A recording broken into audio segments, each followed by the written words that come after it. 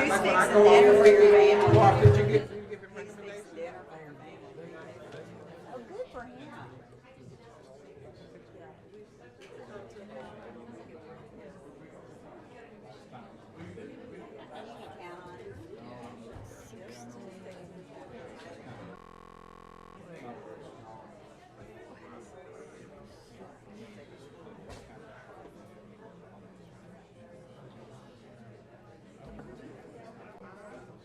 I mean, I would have to depend on somebody else. you would, and then that wouldn't feel good, you know.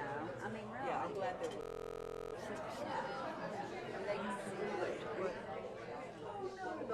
Oh, you do. Can you get the back stand? The white ones. That's the Mariah's.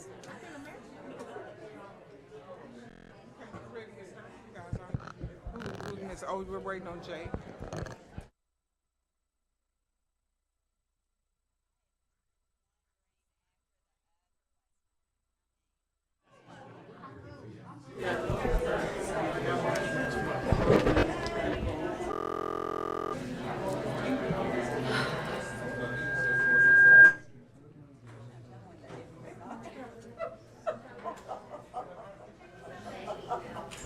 Dr. Barr.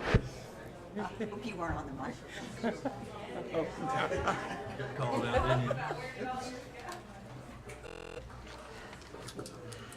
Okay, Ms. King, we're ready to get started, and we're A21 through A42. And do I need to read them all, or to go on the record?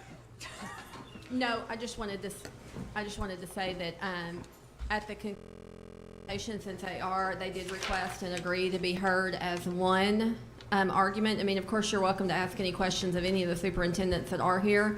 At the conclusion, you may vote to approve them all in a block, or if there are ones that you would like to pull out of that you can do that as well. But you know, for convenience, you don't have to actually go through each of the 21 items. You can vote as a block if you'd like. Okay. Then who do we need to swear, given that? I would, on the safe side, do everybody, just so that way if somebody comes up and is going to answer a question, we don't have to worry about sworn in. Okay, okay. So the districts that are represented are Ashdown, Atkins, Clinton, Conway, Dover, East End, Greenbrier, Guy Perkins, Hector, Mayflower, Mena, Mount Ida, Mount Vernon, Enola, Nemo Vista, Perryville, Pottsville, Quitman, South Conway County, Southside B Branch, Vilonia, and Wonderview. So anyone or everyone associated with those districts, please raise your right hand, be sworn. Do you solemnly swear or affirm that the testimony you're about to give or possibly will give will be the truth, the whole truth, and nothing but? I do. Thank you. Okay, would you state your name for the record, please? Yes, ma'am. Madam Chair, State Board, Commissioner Key. My name is Philip Young. I'm the director of the Archford Education Cooperative. We operate, and we're here to ask waivers for these districts that cooperative that we serve. There are four that do not exist in our cooperative that we're offering service to. We operate 9 campuses of ALE, alternative learning environment campuses for our districts. They exist in a consortium, and they send students to 9 different campuses. We believe that if these districts are allowed to have, on behalf of those students that they send to our ALE campuses, are allowed to have a seat time waiver, that we've got a model plan of instruction that will high school dropouts in those school districts. As you can imagine, a lot of the students that are sent to the ALE centers are at great risk of dropping out of high school. And we've developed a model that we think will reduce that number significantly. This is a blended model that has some of the same elements that you saw from the Bryant presentation, but we do have a presentation. I'm happy to tell you that we don't have 20 minutes for each individual district. We just have one. You don't. I'm happy to tell you that.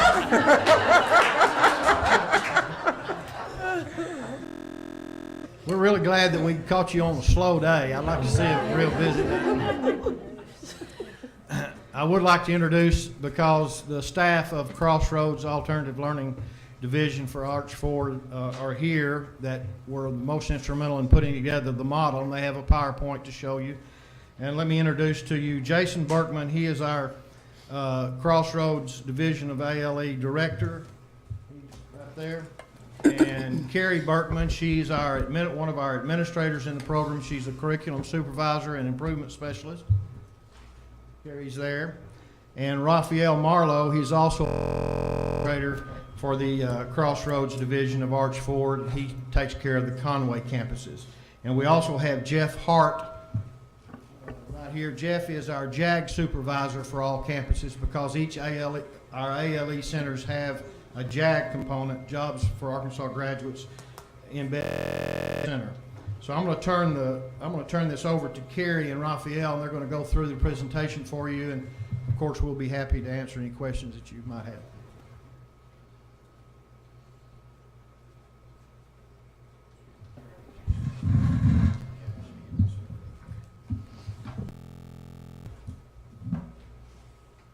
Okay, for the record, my name is Carrie Berkman. Could you speak up just a little bit? Just speak up a little bit, please. Closer. My name is Carrie Berkman. I have had the distinct pleasure for the last 3 years to work in the alternative learning centers managed by Arch 4. I do focus primarily on improving instruction in those programs.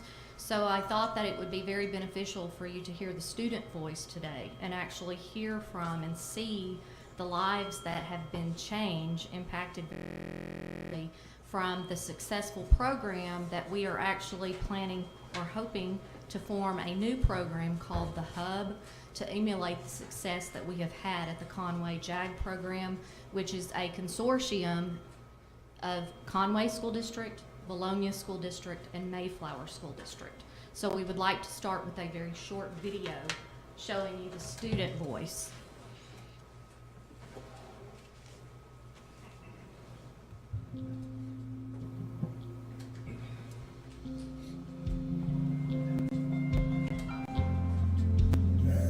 I came because when I was a sophomore in high school, I had no chance of passing unless I came to the JAG program and caught up with my credits. And now, when I get to my senior year, I'll be ahead of my credits and I can go to work. Okay. How has JAG helped you out in feeding themselves? Well, at the beginning of the year, we started doing different things like making a resume and learning how to do a bunch of career type things, and that's helped out a lot of people with getting a job and keeping it professional. Do you have a job now? I do have a job. Okay. What are your plans now that you attended JAG and we graduate next year? What are your plans? Well, my plans before were to go to ITT Tech and be a mechanic, but now, since I've been through the JAG program, I've realized how much better I can do than that, and I could just do that I want to go to college to get a business major and start my own business. Is there anything else you want to tell us about JAG and how it's helped you? Not really. It's actually a lot of fun. You learn a lot better on the computer, I think. Has the flexibility of JAG helped you be able to attend school better?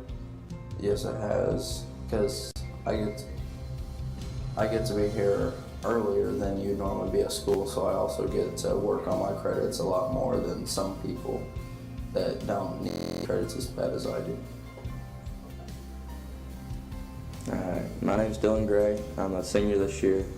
I've been coming to JAG since last year. I've been working since I turned 16. Well, a little bit before that. But JAG's helped me out a lot. When I came here, I was an all-around student. I made A's, F's, anywhere from that range, you know. And once I got into JAG, I was a straight A student. They pushed me hard, and they made it to where I could get my credits in line. That way, this year I could go to work and pay my bills. I could pretty much do anything. I could work, I could make straight A's. They made it to where, you know, we could do that. That's what this program does. It teaches us and, you know, gets us ready for the real world. That can't even talk here. So, I work at Blaze Pizza. I get probably 20 hours a week normally, which pays the bills. And I plan on going to college this year, or this coming year, Belmont University in Tennessee. So I plan songwriter. I kind of balance out my two careers right now, and I just kind of, that JAG makes it work. I get to pay my bills and I get to go out and do what I love too. So I thank JAG for that. My name is Jerisha Foster and I'm from Conway High School. I joined the JAG program so I can be more focused on my schoolwork. The JAG program has helped me achieve to become a better person and keep my head on straight. It helps me to not procrastinate as much as I did when I was in regular school. Plans for the future are to graduate high school and to become a respiratory therapist in the future.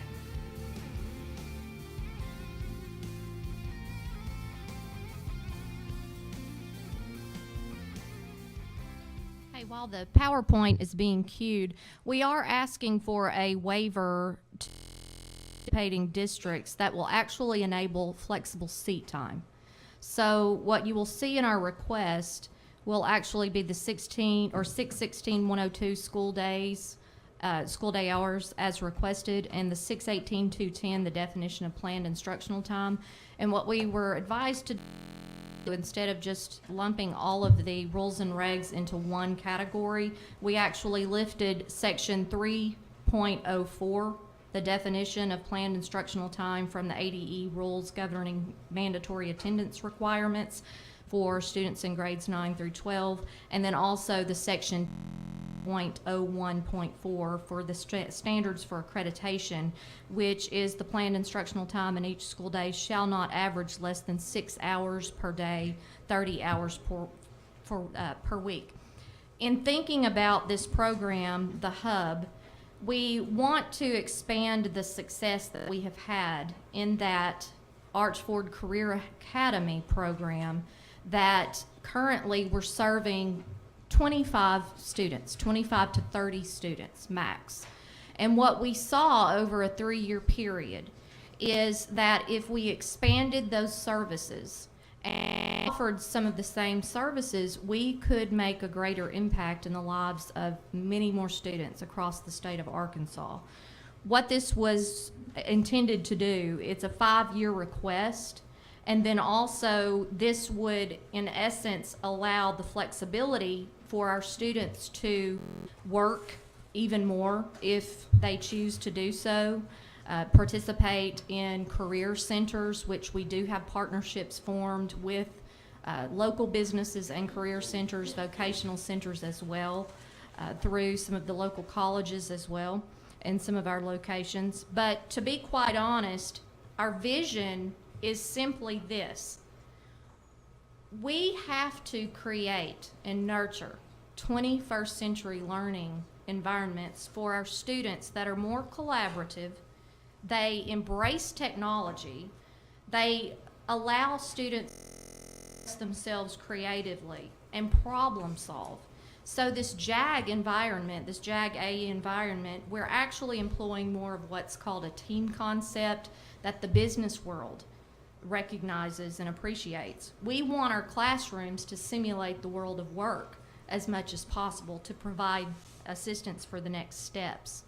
So in doing this, there would be a rigorous referral process where students would be identified by their districts for possible placement in the Hub for qualifying characteristics that would just simply indicate that they have barriers that would indicate that a possible placement could possibly benefit that particular student. Definitely when they're in the Hubs, they would learn employability skills, they would continue their education to stay on track to graduate. We have had a very successful graduation rate in this particular program that we're wanting to expand to our other programs as well, but focus more on career readiness and prepare them for the next steps if they are wanting to attend college. I have to say that it's very common. I know that there's a problem that, and in this case, it's reaching all students, not the majority, all students. That people may say we need to think outside of the box, but that's not necessarily true for our environments. In a non-traditional, the exact opposite.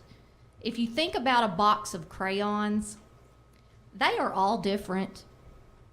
Some are even broken. The same is true with our students, and they need an advocate standing before them to help them take those next steps, who are willing time thinking inside of that box and coming up with a personalized learning plan so that those students can be successful. The good news is across the state that our graduation rate is improving. However, there is still room for improvement. And we would love to see the day that those numbers are 100%. Our JAG ALE program at Conway, that includes Conway, Vilonia, and Mayflower school districts, has done just this. Mr. Marlowe, who is the program supervisor, will share statistics, success of our graduation rates in that particular program. We do, however, need the waivers because there are certain students with very extreme situations, extenuating circumstances that could truly benefit from being able to have seat time. So who are these students? These are honestly students who may or may not have already been placed in an AE environment with the JAG program. However, there are still more identifications that could possibly need to be made, because even with strategic interventions in place, they are still seeing dropping out as the answer until we give them a better solution. Possibly students who are parents, students who want to attend a career center, they need to work. Definitely students who have those barriers that I've already discussed. Just providing a viable option to students and families who are in the discussion situation where they're trying to make a decision. Do I stay in school or do I drop out? One such case is a student who was 17 years old. Both parents at the same time. That student, luckily, fortunately, was taken in by a relative. However, his struggle was that he had 3 younger siblings. So in his opinion, the only solution was dropping out of school and needing to work full-time in his family. So we have students coming to us with very desperate situations that they are needing a flexible route, but they also, more importantly, need an advocate standing there, also providing that support and helping them with those next steps. Another student actually commented on the board here. This is a survey that we provided to our students just to see if they were pleased with what we're doing in our Google Classrooms that incorporate a lot of project-based learning opportunities. She actually responded that it's an excellent way to teach her as a student, and that because she is a mom, she can actually catch up on work if needed to after school. And that is what our students are doing. We're seeing them turn in work at all hours of the night, sometimes on the weekend even. They do of success in this program, and specifically, we have embraced those 21st century classroom models, and our students are truly appreciating an innovative approach because they are very engaged in project-based learning and very little lecture.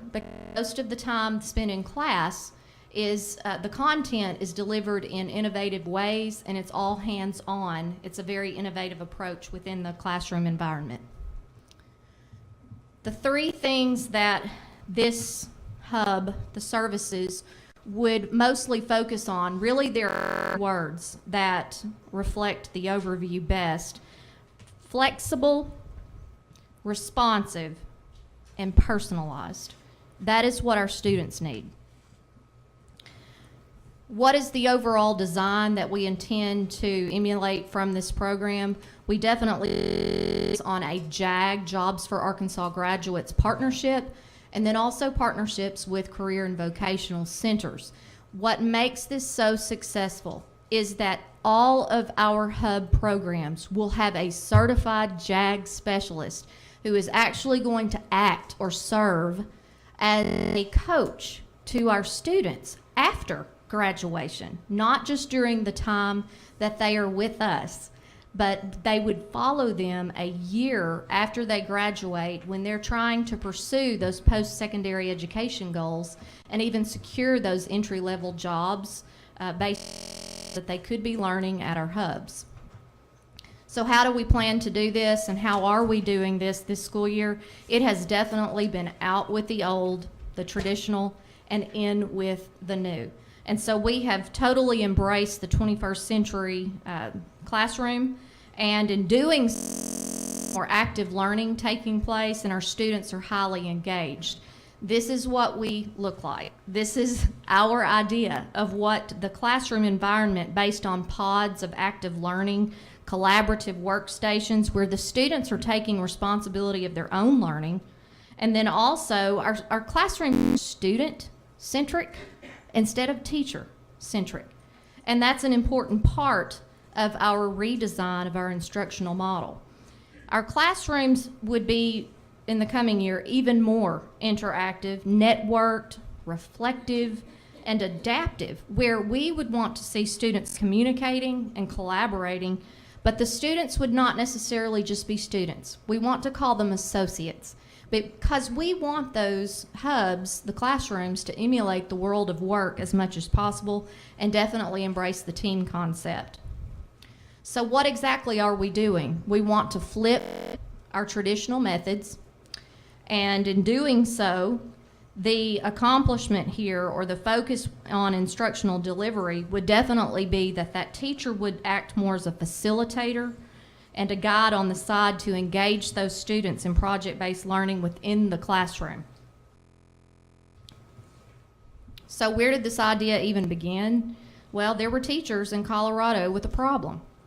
They had the problem that students miss school sometimes, and they needed a way, a solution, thinking inside of the box, to offer content in very short segments so that when the students attended school, it could be all hands on deck, active learning, and to be quite honest, if it's just a lecture or content that's delivered online, we all can access that during our own time. We can access that during periods of the school day even. We're not missing much. Where we miss out is on the conceptual engagement inside of those classrooms and actually engaging in the learning tasks. So what's actually driving this model? Graduation rates. We all want to improve our graduation rates and the prevalence of online video. If you think about the traditional model compared to that flipped model, you see more action in these classroom activities. So what would we do? We would actually ask our teachers, and they're currently doing this, to create videos and 5 to 7 minutes to deliver content. But what we want to see in our classrooms is that the class time is spent doing labs and interactive activities. In one study that we're really looking at, this is Clintondale High School, and it's actually northeast of Detroit.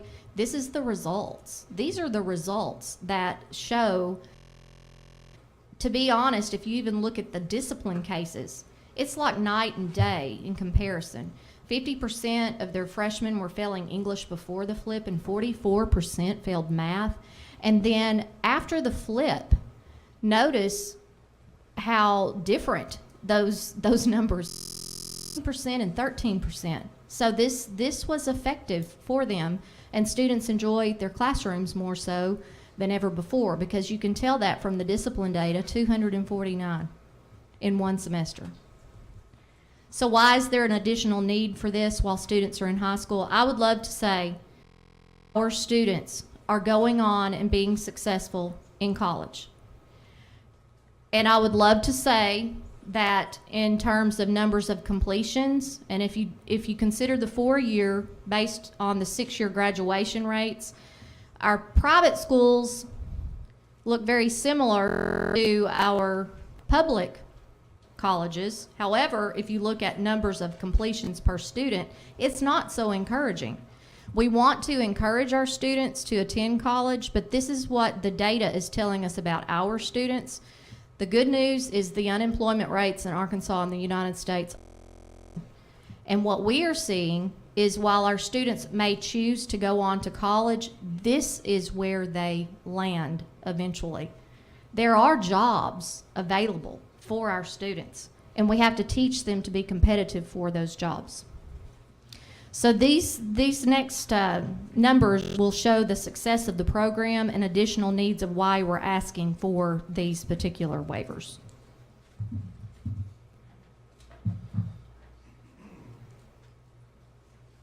Okay, how much time do you anticipate you need?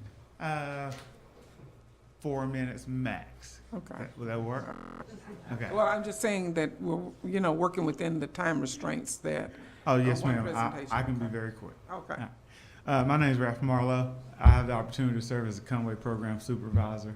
And I'm with the statistics that you see. Like Carrie stated before, we students for 1 year after post-graduation. So the stats that you're going to see are what we have found. The program, the hub will be modeled after this program, and these are stats from the previous school year of students who have participated in the program in Conway that come from Conway and Mayflower. 85% of those students that were enrolled in that program came from the bottom quartile of their class. So that was the bottom 25% from Vilonia, the bottom 25% from Mayflower, and the bottom 25% from Conway. And what you would find is those students came with about different barriers, whether that was excessive absences, low academic performance, lack motivation, inadequate work experience, economically disadvantaged. Those are all the things that these kids came and they faced when they entered our program. But after 1 year, some of them 2 years, this is what we've experienced. Every student that participated in this program graduated. Out of all those students that graduated, 95% of those students are either working full-time or participating in some form of post-secondary education. The average student eliminated 3 of those 7 barriers that they came with. And what we have to understand, some of the barriers can't be eliminated. If your mom didn't work, as a student, you have no control over your parent working or whether they graduated high school or not. So most of our kids, what we're seeing, the personal barriers they came with, excessive, low academic scores, those soft skills for attaining jobs or no job experience at all, we were able to help them eliminate those barriers because the JAG specialist uses their networking in the communities to help kids form resumes, write recommendation letters, partnerships with other jobs so that they can actually go out and learn how to work and be employed. But the great thing about it, they do that while they're with us and we sustain that relationship 1 year after their graduation. So 84%, the 95% outcome rate talked about that, but specifically 84% of the students were either in or in the military, and 11% were attending college. So that's what makes up the 95%.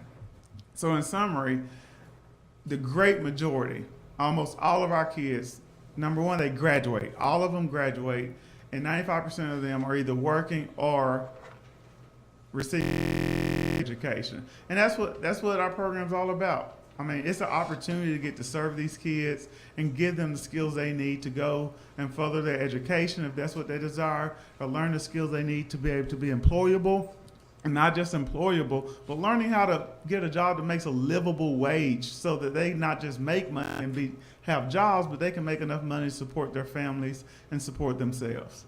So at this time, we can, okay.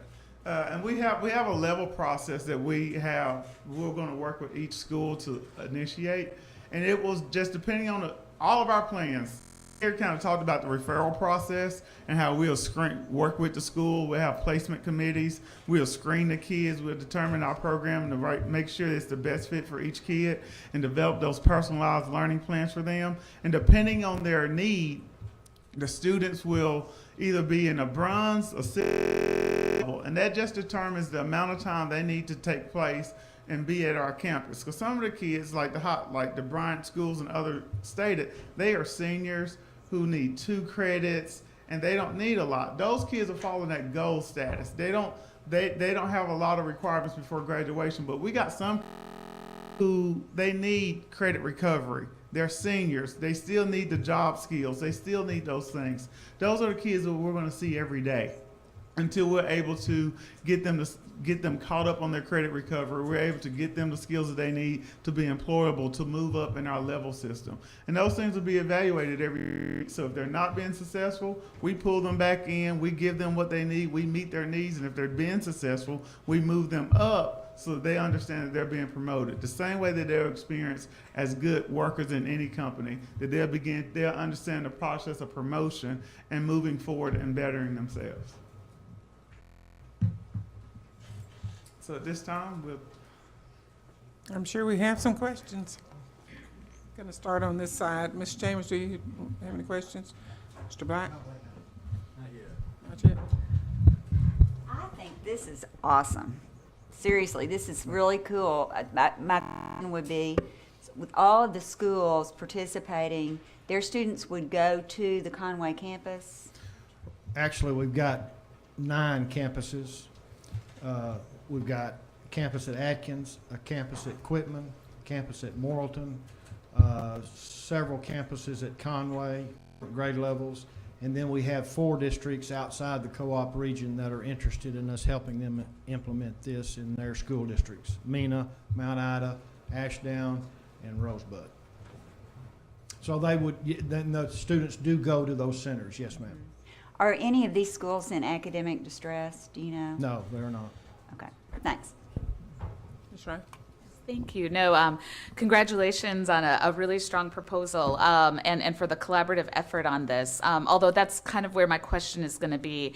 I was wondering, what is the standing? Because this is the first time that we've had a co-op come to us and collaborate. So, and this may actually be a question for our attorneys. If there's any concern around the standing of a co-op presenting this as one. And then the other question, so you all can start reflecting on this, is around community engagement. What was the process in which you talked with your community, and maybe especially your teachers, your parents, about what kind of reactions did you get? I will say that we did get an official letter from the Arkansas Education Association expressing concern about this specific proposal, and so I'd appreciate any comments around, especially conversations with teachers around this. But first from the AD. The law doesn't allow a co-op. It says a district has to, which is why there's 21 or 22 different items, each individually requesting. But short of making you sit through the same presentation 21 times, they decided to combine, since they all have the same intent and same focus. Okay, but how it's set up, that's legal standing. Yes. How it's done. Okay. Yes. All right. Thank you. I think I have 3 words that I'm sorry. Go ahead. Okay. I will allow Mr. Berkman, our Director of ALE Services, I'll allow him to speak to that for you. Thank you. The hub is more of a learning community, not only for our staff. With 9 different campuses, we had pockets of success with math at one campus, whereas at another campus we didn't. So with the process that we have in place, we're able to develop a large professional learning community where our resources are pulled together, and at a click of a button at any point we a teacher within our hub consortium to support another hub at another location. Another thing is with the we work closely with Department of Career Ed to work through the JAG process, and a lot of this program, the JAG competencies and the JAG requirements, a big part of that is them going out and collaborating with the community and promoting the program in itself. JAG in itself is a good fuel for this program, because the same thing we're trying to attain is built into the JAG program itself. Thank you. Maybe if I could just clarify my question, process of developing this application, to what extent did you all consult with other community stakeholders or with teachers or with parents in your community about whether they were open or excited about this, or whether they may have concerns? Because like I said, the teachers did approach us with some concerns on this. So I was wondering if there was a consultation process with them prior to your application. Yes, we met with each district. We met with each district and they approached us to participate with the program. So we gave them the information. We've actually attended some board meetings to promote, or the district promote their vision for what they wanted this program to be about. We are available, we made ourselves available through email, phone, whatever the community members may need. But we open our communication line up not only to the districts, but those that they reach out to as well. But we do attend board meetings to within communities. Thank you. I have written some words down, and that I wondered in the presentation and in the information about scale, whether or not you guys have looked at scaling this in a process up, as opposed to, which is such a large conglomerate. And then the second one is, how do you monitor, manage, and measure with this many districts? You know, you're going to need some type of instrument. I guess the department can maybe speak to any concerns they have about that. I think managing this is certainly something that's gargantuan in terms of just where everybody's located, and monitoring is another thing for the department and its staff, and then measuring impact, because I guess the graduation rate of 100% has been probably a small cohort of individuals, as opposed to 20-something districts. So that's, I think maybe it's an idea whose time has come, but have you thought about scaling this, or is this the scale? Ma'am, it's within the Arch Forward Consortium. Many of these districts send to a centralized location. Even though there are several districts, they pull the resources within a consortium. As far as the scale, each decision is a decision. So in order, what you're talking about, the scale, we put everything in place as a resource to provide guidance for those. And as far as monitoring, we do monitor the programs that we manage at Arch Forward Consortium. We've got leaders, administrators at each location, like Raphael Marlowe. He watches over Conway. I've got the western side, and Ms. Berkman's got the eastern side. But we've got campus supervisors in place at each campus to ensure that all protocol are being followed, the rules and regs are being followed, and that thing. As far as it being outside, anything outside our co-op we're going to become a resource. We're not going to be governing anything. We're going to provide the resource. Again, it's a large professional learning community. What that means is there's pockets of success across the state. We have heard time and time again that there may be a teacher of record, but they may not be strong with math, or they may not be strong with science with these programs, and they would rotate teachers within their planning time or whatever. But with this program, by providing the resources, providing them that support, with the click of the button, they can access teachers within we've got 32 that they can access directly to be able to help them anywhere that they would need the support if they get stuck with a math situation with a student, rather than have to wait they would have that resource right there, and they could do an actual face-to-face as a support system to that teacher of record for other participating districts. So who measures progress incrementally and over a period, and then who reports then, who puts the numbers and the information into the system for ADE to determine whether or not the goals and objectives are being met, and whether or not students are moving along in a trajectory that's satisfactory? Yes. Do I need to restate my name? We would have a certified JAG specialist at each of the hub locations, and part of a JAG program is to track students individually. And so our JAG specialist would actually be entering that information into the software and generating reports based on the success of the program across several domains, including how many barriers had been removed for it. And it's not just group data, it's individual student data, which makes it so powerful. This particular program located at Conway is a 5 of 5 program, which means that it is nationally recognized for its graduation rate. Positive outcomes rate is the category. 3 is the employment rate, 4 is a full-time jobs rate, and 5 is the full-time placement rate.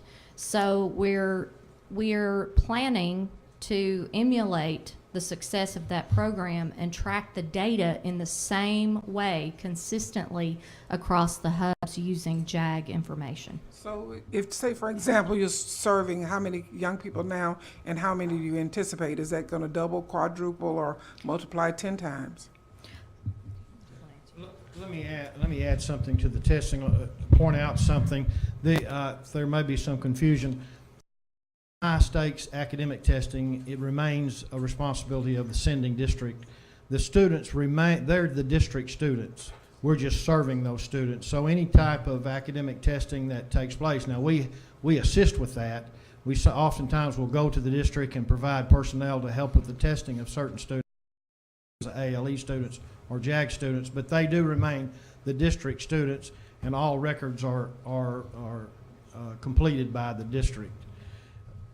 Okay. Ms. Zook, do you have any questions? Yes.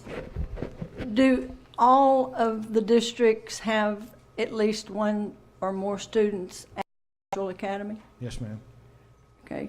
And will the students still be taking the core subjects?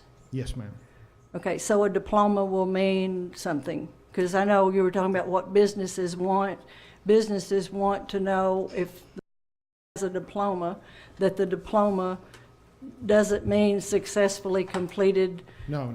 a diverted course. They want to know, did they in fact pass 4 years of English and math and Yes. science? And the district provides the diploma. The district issues the diploma. So we have to report all of those student progress reports to the district, and the district distributes the diploma. We don't.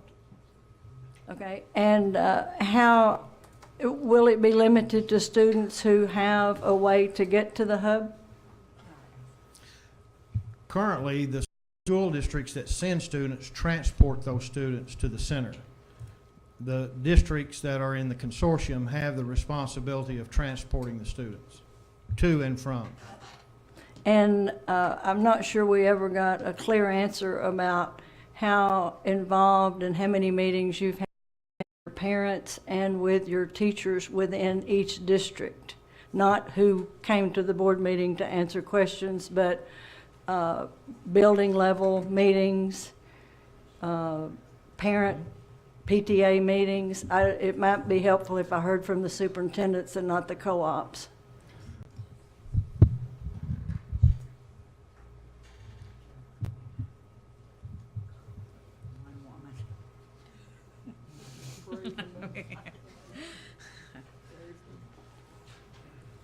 Hi, I'm Kathy Riggins. I'm the Assistant Superintendent with Vilonia Schools.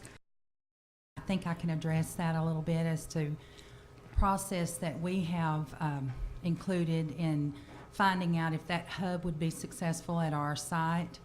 And we worked with our counselors and some of our career tech teachers and our principals.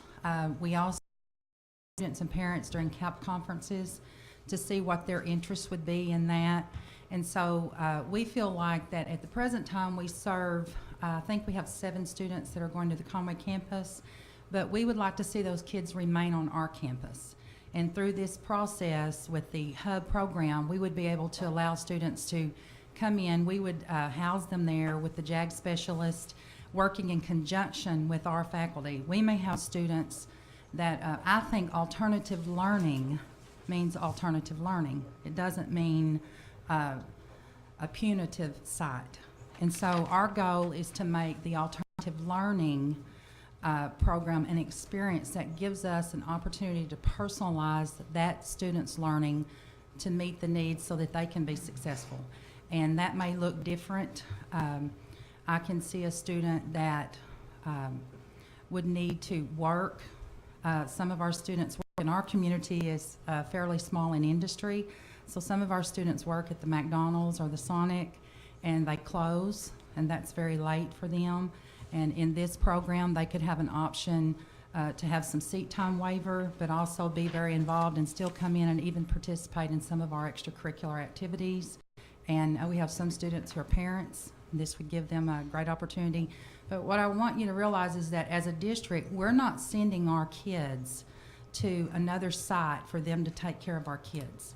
We're building a partnership with these other districts so that we can provide additional resources such as counseling programs and giving them opportunities to be involved in work experiences so that we can develop those students who might not be successful. And we are still involved. Our principal will still go through that building and talk to those kids and be a part of daily activity, but we have the consortium with the co-op to provide us, to help us with the resources so that we provide better opportunities for those kids not to have their, most of the students who need an alternative learning environment, they can't be successful in the traditional classroom. And so this is an opportunity for us, but we really want to stress that that's why we've pushed forward, because our kids express an interest in that. And just with this little bit of waiver, we feel like we could really provide some great opportunities for kids that would be successful, and we could be a model in the state for that. How is the funding going to be handled? The funding is that we pay a portion to the co-op we have a contract with them, and then in that agreement, that's how we do that. The ALE funding still comes to the district, and we allocate for that. And so that's how we do that. Dr. Barr. Yeah, and Ms. Pfeffer may end up needing to get your input on this as well, but I just want to be clear first. So you said there remains a teacher of record at the home institution. Is that correct? I heard.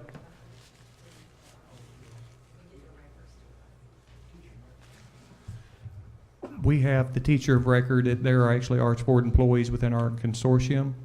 Okay. Outside the consortium, they are going to record. We are not providing the teacher of record outside the consortium. Let me explain that too. Allow me to explain that. There's approximately 18 districts within Arch-Ford region that are part of our consortium. They send students to the centers. There are 4 outside interested in us helping them establish with their personnel, helping them establish with curriculum, mental health component, because I failed to mention that earlier. Each center has a mental health component. We were bringing mental health counselors to help with the students, that we're going to help them administer and implement the program. So the teachers exist at the centers, at those 9 centers that we operate. There are teachers there that are the teachers of record. I think what Jason was referring to is in the content and curriculum we've built that's going to be online for some of these students. If a teacher at Ashdown is having difficulty with the content or has a little weak in math or science, we'll have a specialist teacher in the Arch-Ford organization that can help them with that. So that teacher there'll still be a teacher at Ashdown, but she may be getting support from one of our specialist teachers that's been doing it for some time with ALE students. Okay, so every student who gets a grade, the teacher who has assigned that grade is the student who has actually been the day-to-day teacher of the student. So because I heard something a while ago about a teacher of record being disconnected from the actual, and that was raising some concerns about that issue. Right. No, that's not the case. Okay. There is a teacher of record that will be assigning grades for the student that they are responsible for. Okay, thank you.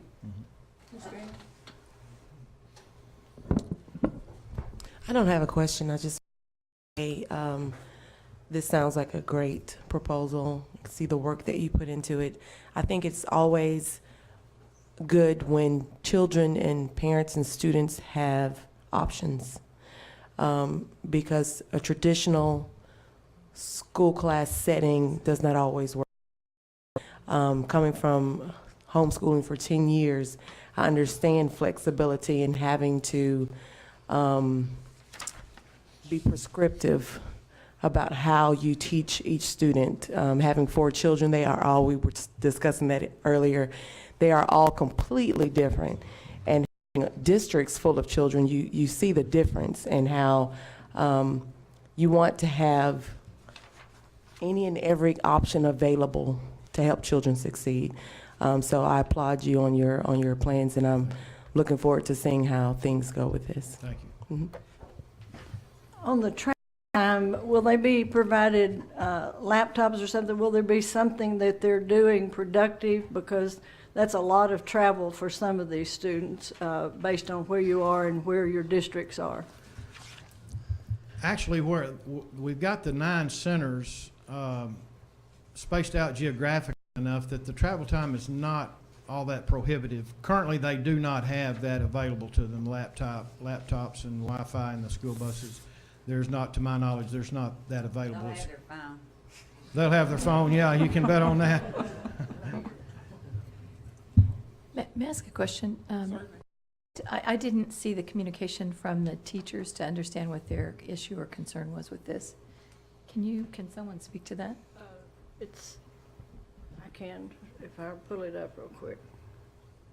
And I guess while she does that, I don't know if Dr. Barth, first and foremost, I guess it was expressed about the cooperative playing sort of the key role in the presentation and the convening of this versus just in our procedures and such. Strong emphasis on this being a district right waiver, and so concerns about this already sort of loose process and system that we're working to define, that are we extending the boundaries here, right? And then on the other side was, and I will say in hearing the comments here, and I know my colleague Ms. Zook reframed my question in an additional way, but there was deep engagement with teachers around this process, that a lot of the teachers felt like they weren't aware that this was happening, and obviously concerns as a result, because there's waivers here around planned instructional time and things that might have broader implications, and because there wasn't that conversation with the teachers in the lead up to this, that it was co-op, but the teachers just felt that they were surprised. And this is not to assume that there's any malicious intent. Please know that. I think the reaction of the teachers union was very much more along the lines of the teachers weren't engaged in the process, didn't feel informed, and hence are concerned, or at least some portion around what this might mean for them. To respond to Ms. Chambers, or do you want Mr. Williams to go first? Unless you're responding to the teacher response, I'd like for Ms. Zook. That's fine. Okay, anything, is it anything additional? Just. Well, the specific things, the waivers support or complement the district's vision and strategy. What are the specific benefits to the students if the waivers are granted? What are the expected academic gains? The specific plans to implement. And it goes on sort of on that vein, but I think it's because this presentation wasn't a part of the agenda attachment. So most people, when they come, you can look at the attachment and it'll have like your presentation, and because yours didn't, I can be real honest with you, I came in thinking, are you kidding me? Mm-hmm. But the presentation fill that out. Right. And I think these questions, many of which have been answered, but based on what was included in our agenda, it was pretty bare bones, and it was also like a duplicating machine. Yes. Williams. My comment was, or my thought here, and maybe should go in the discussion area, but the waivers are global for the districts. And so my issue is, what we're talking about here is tied to this JAG program. They've got unlimited access to the whole thing, and that gives me pause right there. I'm just thinking out loud. You might. Sorry. Okay. Dr. Barth. And actually, that's what's nagging at me as well. I mean, you know, the to this one program with this subset of students that are great fits here make great sense. The problem is these are global waivers for a lot of districts, and I start to get a little worried about what we have defined as a state as an adequate education, and are we starting to really undermine that with these waivers that have this kind of breadth? So I don't know if legal has any comment on that, but I'm starting to I get worried with these multi-district global things that I think the intent is there and the intent's right and it's targeted in presentation, but not, on paper. In addition, if you'll allow our staff to come forward, in addition, I think Ms. Pfeffer would be the next person I'd like to hear from in terms of what the department she oversees. So I don't think I can address whether granting these waivers gets into effective education. Certainly, when, after Lakeview, when the educational standards were established, they were established for a reason. Now, at what point you cross back over the line of not providing an adequate education, I don't think that's the conversation that we want to be here all night debating. Something that has been apparent to me in this process, and I think apparent by the questions that you have asked, is the lack of the process in dealing with these waivers. And again, we're confined by what the legislation says, and it doesn't say a whole lot, and it didn't give us rulemaking authority. So what we have done is the best that we could in establishing a process that comes before you. What concerns me, and you certainly have authority to grant waivers and deny waivers as you see fit, but we have seen such a wide range of how the waivers are requested, and then some waivers that are maybe not requested in the not prescribed methods are granted. And so I don't know that I have an answer for you, but just from my perspective,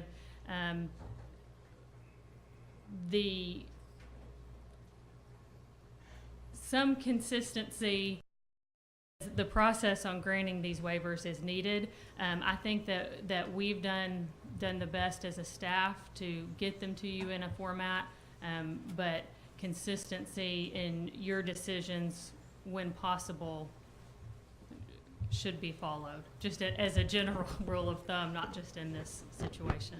So I don't know if that helps at all, but No, it does. I mean, I think especially your last point, and we've put some guardrails up, right, in terms of we haven't granted any beyond I believe beyond 5 years, right? So that's one big guardrail we put up early, but I think beyond that, there's been a lot of driving across the lanes on this because we've all been working through it, and we see a presentation that feels compelling, but then you think about it, well, was it really that different from this other presentation that just wasn't very well put together? The one on this one is just how big this is, which starts to, no matter how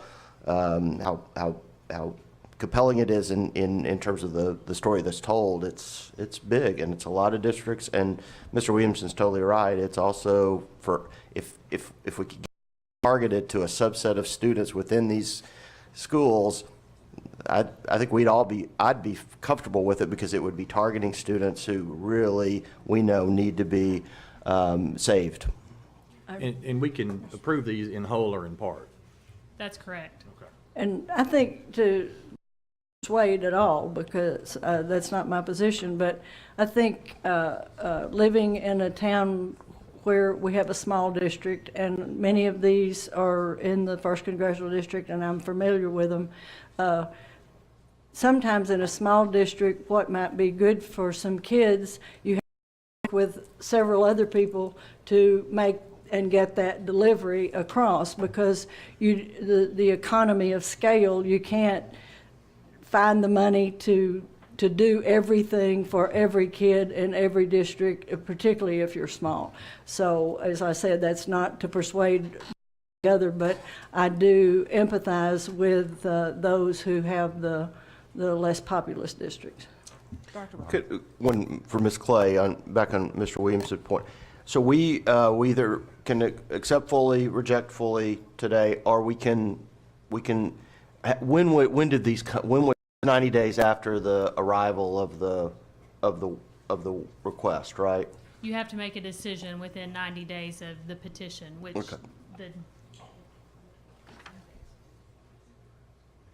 it came on March 12th or April 12th. March 12th. It would have been March 12th. It came on March 12th. So that would give us, we would have a May meeting. Easily the May meeting. We'd have to calculate. I mean, I think that's where I'm kind of maybe wanting to head a little bit, is to have us table this and see if there's a way to come up with language that more carefully targets the program on those students that I think is the intent of the presentation, but not what shows up in the paperwork. Mr. Young, I'm going to ask a question. Was there any consideration given to proposing these by campus? I know there were multiple people, multiple districts that were involved, but was there any consideration or thought given? Because it seems like an elephant, and better to eat it by bites as opposed to looking at the whole, trying to digest the whole thing. So that might be palatable for consideration. It may or may not. That may be just, but it's a hard swallow for me personally to look at all of this and to be assured that everyone understands, whether it be the concern about that Ms. Wright had about the community, the concern about Ms. Zook about the teachers and the other players and stakeholders. So I'm just wondering if that's something that anyone has given any thought to. We could certainly do that, just for the sake of time, and we decided to do it this direction because we're trying to implement it across all 9 centers, plus those other 4 districts outside our region. But we can certainly do that. If you don't mind, one of our superintendents, Mr. from Greenbrier, would like to answer that question to some extent about how big it is, and it's too global. If you will allow him to answer that question. Well, before we do that, I have one person that signed up for public comment. I don't know, Mr. Weston, if he has a different view or would like to voice his opinion. There was I think it's Barney Weston. He's one of the superintendents. Okay. Well, then one superintendent or the other, whichever you choose. I mean, but either one is fine with me. Okay. Sure. I'm Benny Weston. I'm Superintendent Mena, and we want to be a part of this consortium for public comment. Somebody signed your name on the public comment sheet then. Well, I'll be doing it. Okay, all right. Okay. My buddies. Oh, okay. Well, they're looking out for you. But no, we want to be a part of this consortium. Okay, thank you. Then, Mr. Young, who would you mention? Mr. Spainhour? Thank you. My name's Scott Spainhour. I'm Superintendent of Schools at Greenbrier. Our district is about 3,400 students strong, and I think we're a progressive district. I've been involved with this co-op for the past 8 years, particularly the ALE program. And I just want to remind everybody that's what we're talking about here. And it is restricted to the students who qualify under the department rules and regs for ALE. It's not, I don't want this for all my kids. I send about 8 kids a year to ALE. They're already going there. They're already receiving services. What this is to just waive some of the seat time as they move forward. If I have to send a kid as a senior who only needs 2 courses, it doesn't make sense for him to have to be there all day long. So this is not as global, I don't think, as we're thinking. Maybe because the way that we're used to looking at it, we've had this partnership with the co-op for a long time, extremely well. And we guard who goes to ALE. It's not for everybody, and they have to qualify. So it's not for our entire district, but it's for those kids that we send to the alternative learning school because of the needs that they have. I just don't see. Mr. Williamson, That go. would help. It would help to see that in all this material, and that wasn't anywhere in there. Yes, sir. Okay, Ms. Clay?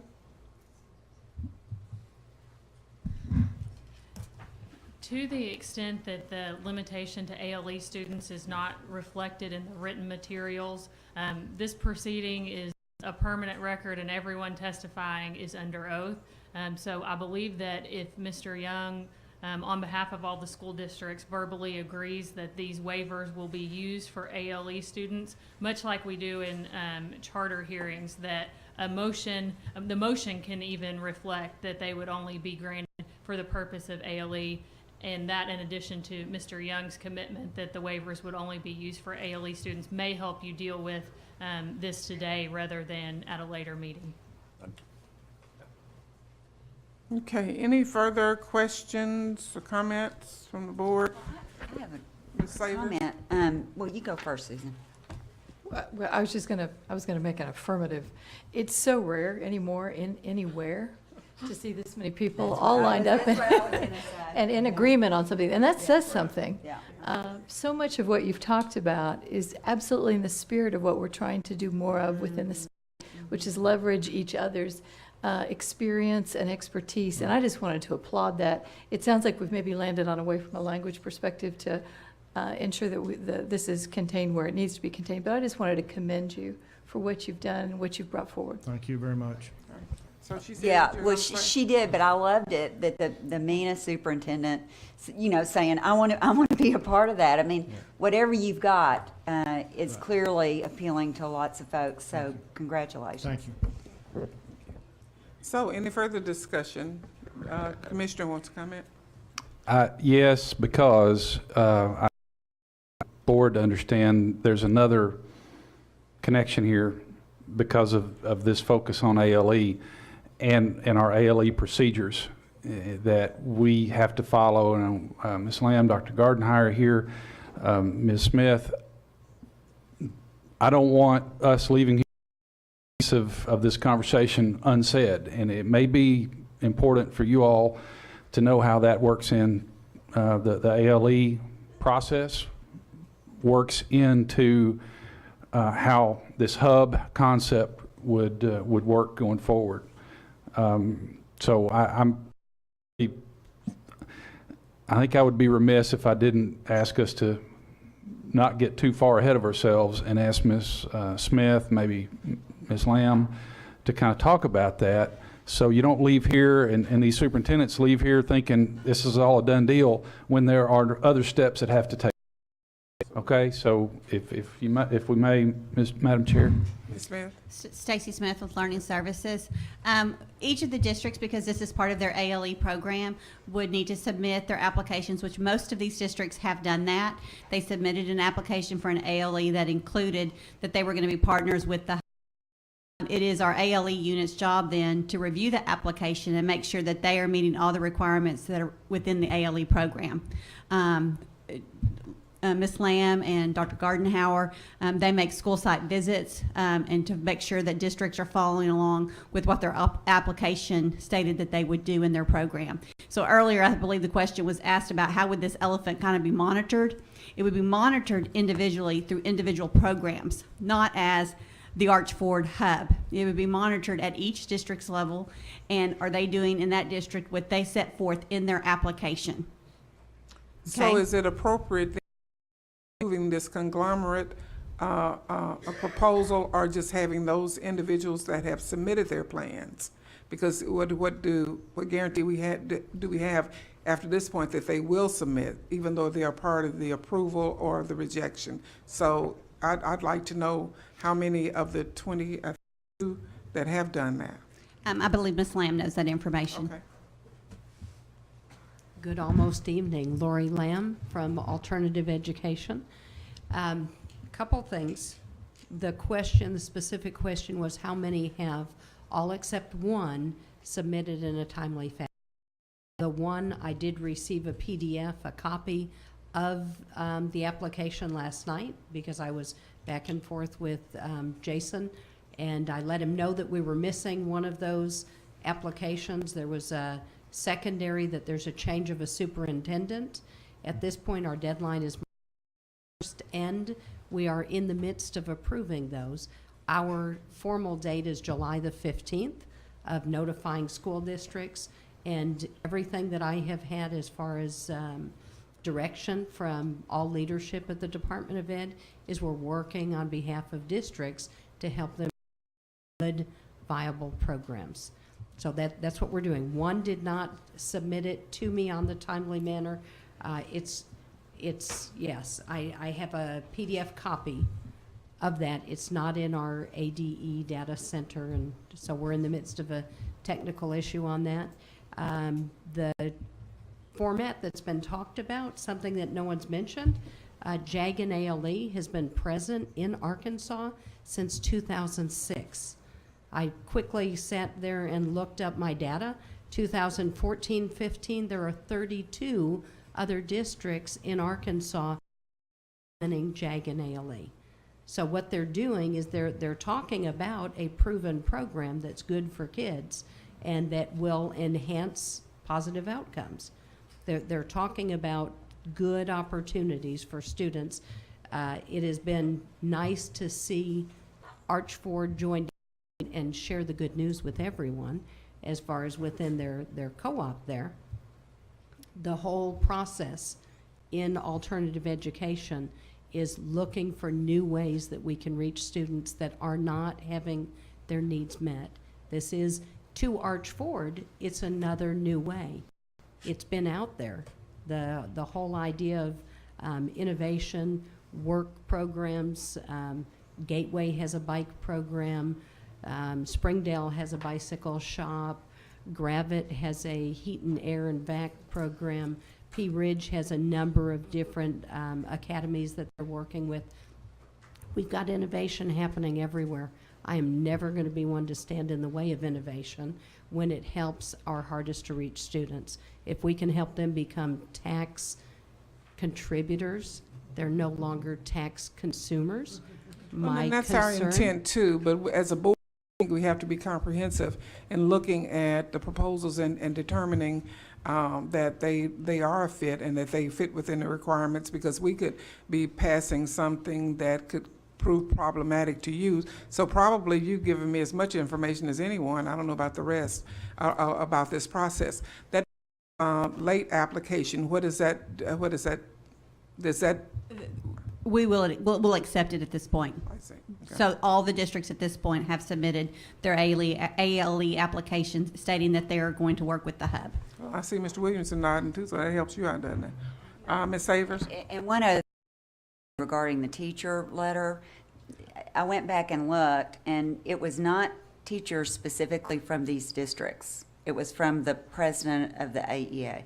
So it was kind of a global comment.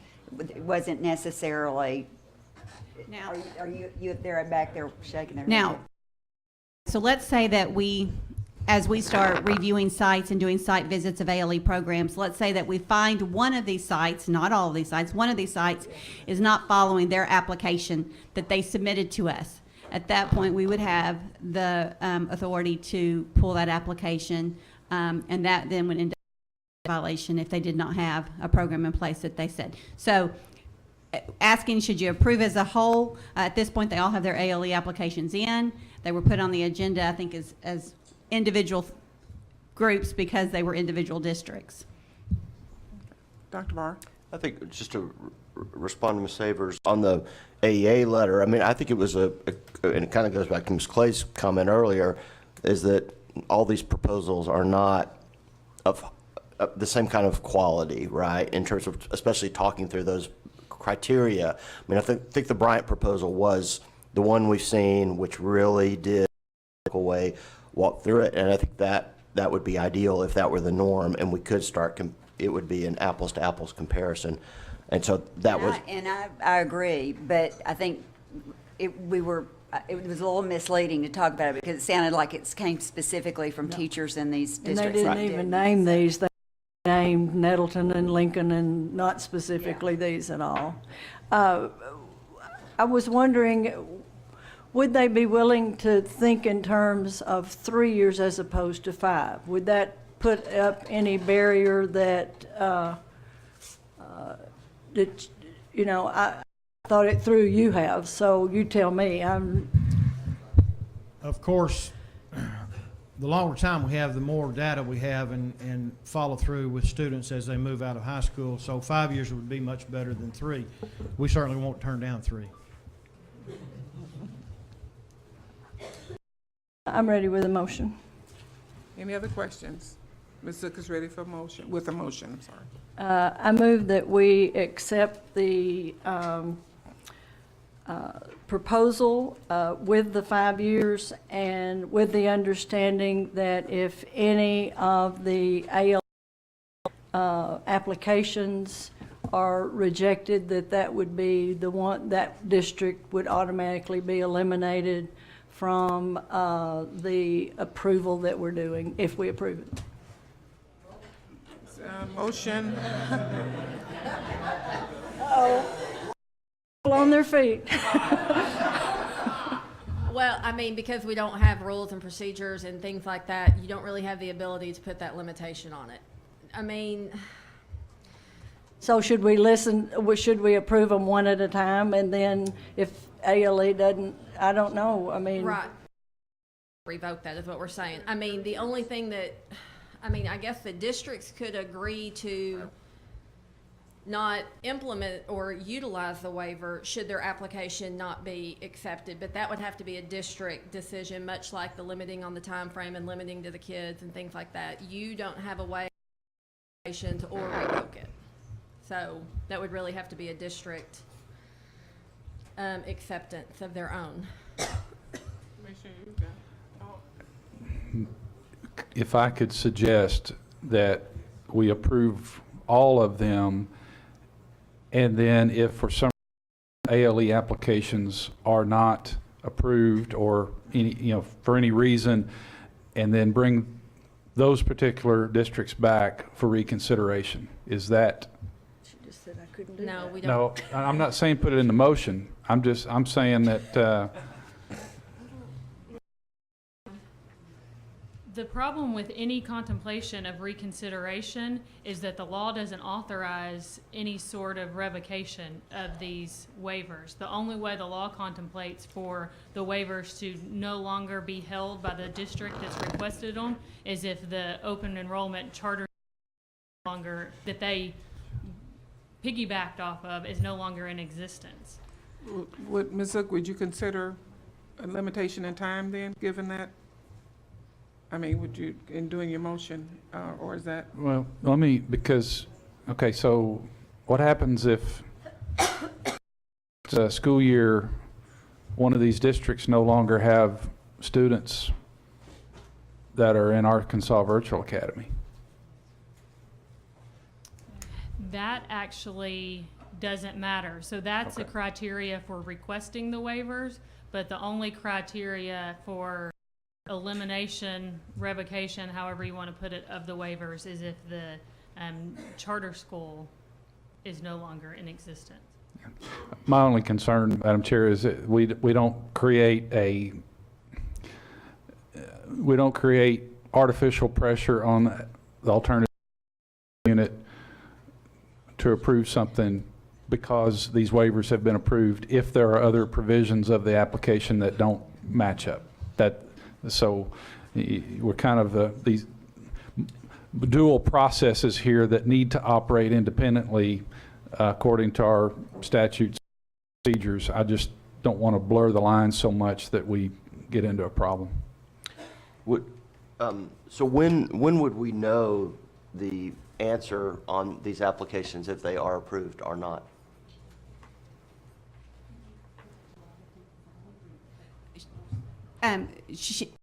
we start working on the application approval process right now, and we try to have them all approved by the end of May. I will say this. This process started very early with Mr. Young and several of the other people. They met with our unit. They came in, Ms. Lamb, Dr. Gardenhauer, Philip Young, the other employees from Arch Ford came in and sat down and met with, I believe Mary Perry was there, and kind of talked about their ideal and what they were doing and how they could go about this. And you're right, we do have two different processes going on as the application. If we don't approve their ALE application, if that part doesn't get approved, when I look at this, then they don't even have, if your motion today is they're getting the waivers based on their approved ALE program through the hub, if we don't, there's not a, and their applications are going on they're moving to a 3-year rotation, and not all of these districts will be on the same year. So after this year, we collect applications from all districts, and then after this year, they're going to start rotating. Some of these same districts may have to submit an application for us to review, or some of the other ones, it may be 3 years out.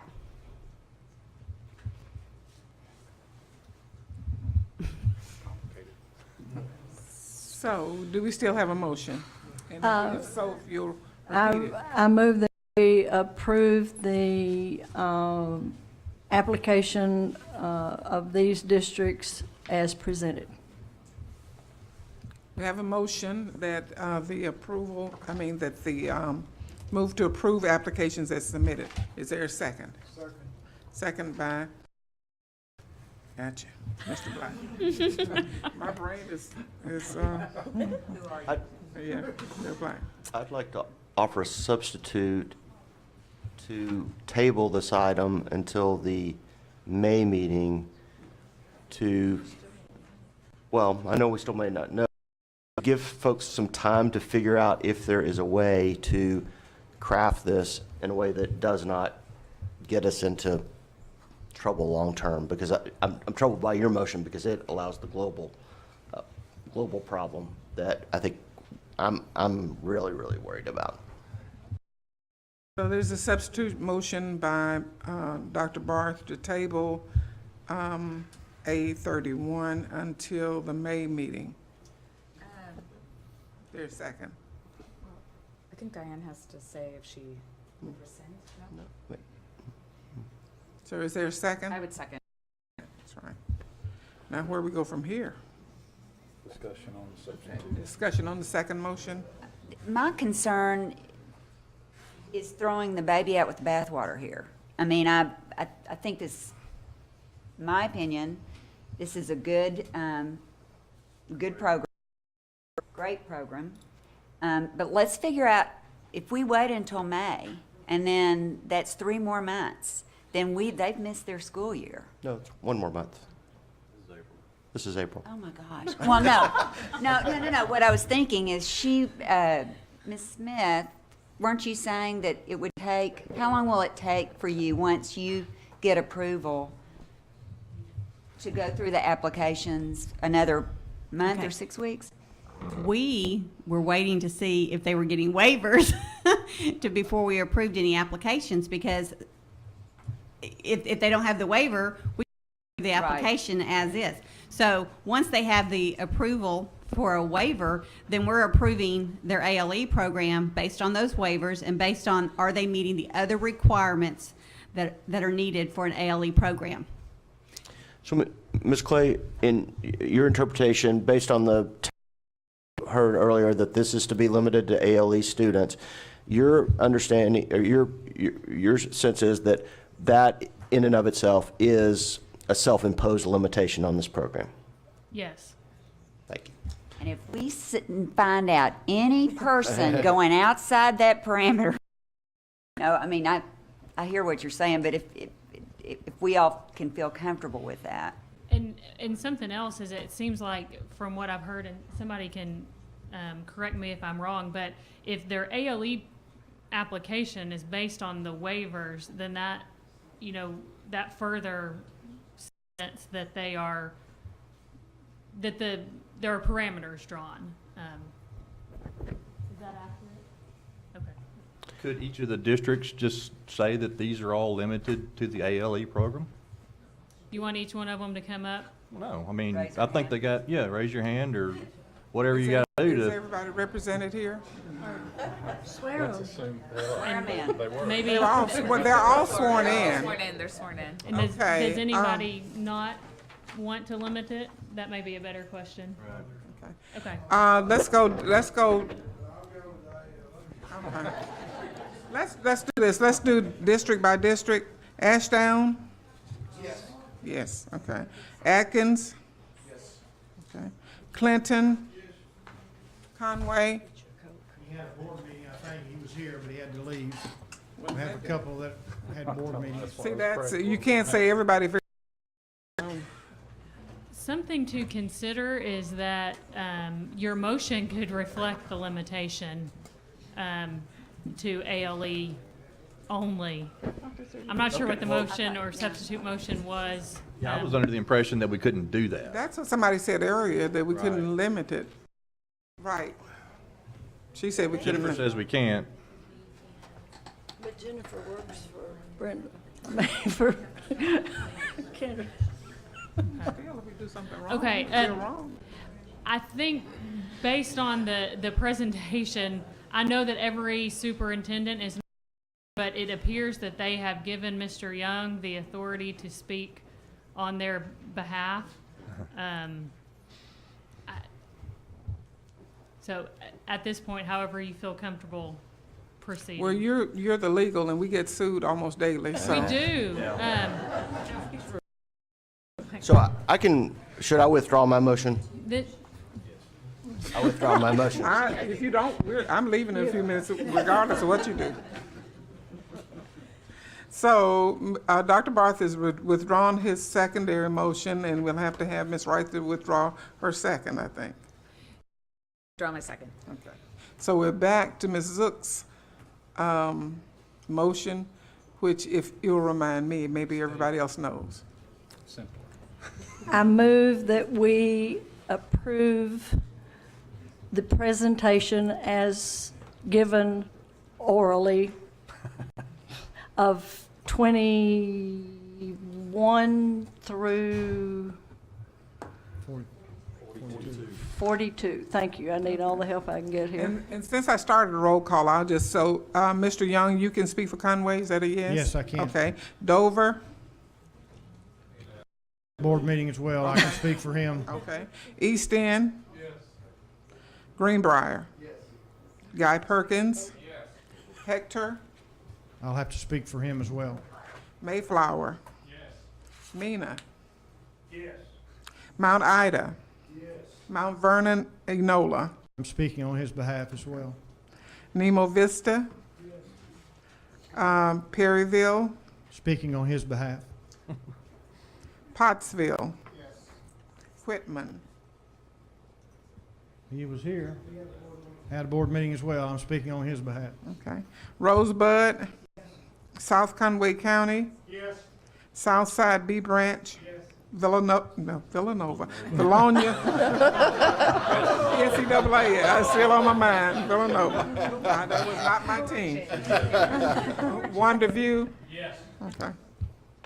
But that's all the districts that are, so that gives you an indication. We made the sausage. We have to vote. I don't think Diana's the No, it was. second. I've got Mr. Black. It was Mr. Black, second. And I'm just cutting off all discussion. All in favor? Aye. Any opposed? Motion passes. Thank you very much. Okay, our dinner is here. Board members, who you want to break for dinner and then come back? Okay. We have a state representative here who probably wants to speak. We haven't eaten in 6 hours, so I think, we're like babies. Who is the state representative? Senator Johnson, Blake Johnson. I've been notified that we have a Senator Blake Johnson, if you're here and would like to speak. Senator Blake Johnson. Ms. Boyd's gonna go get him.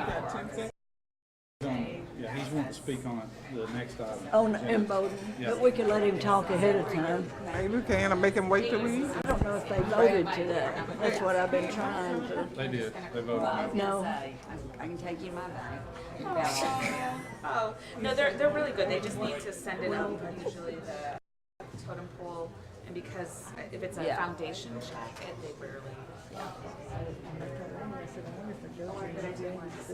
Are we gonna let him talk? Senator Johnson, we're going to break for lunch, but if you want to wait and wait and speak on the next Imoden, we can allow that, or you can speak. You think? Let a senator go ahead. Or you can choose to speak now, or forever. Would you like to speak now, Senator? I'm sorry. No disrespect intended. How long is the break? Probably 35, 40 minutes. All right. Well, if I don't get to stay, I would appreciate your vote and consideration and Would you speak a little bit louder and speak into the mic? Please identify yourself for the record. Blake Johnson, State Senator, District 20. But I'm gonna see with them, but I would appreciate on their review and invite all of you to come and visit with the smallest school in the state and in that little charter school up there. So I'll see if they want me to stay, but I would appreciate that consideration. Thank you. Thank you. I don't know if you knew or not, but your congressman also. Yes. We're going to reconvene at 6:15. You and Ms. Zook can talk about that now.